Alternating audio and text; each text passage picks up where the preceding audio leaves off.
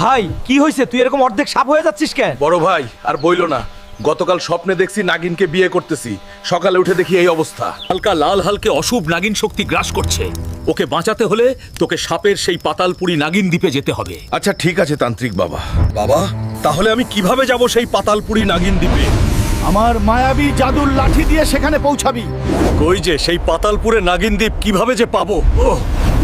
এখান থেকেই পাতালপুরি নাগিন দ্বীপ শুরু। আমি আর যেতে পারবো না, তুমি যাও।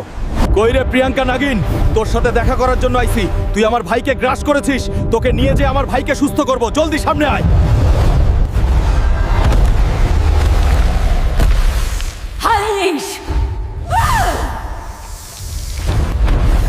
সবুজ হাল্ক, তুই ভুল জায়গায় আইছিস। যে একবার পাতালপুরি নাগিন দ্বীপে আসে সে আর ফিরে যায়।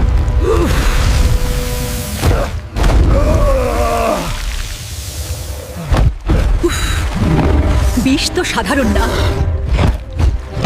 এই বিষ থামাতে পারবো। এই বিষ 14 আমার থামাতে পার।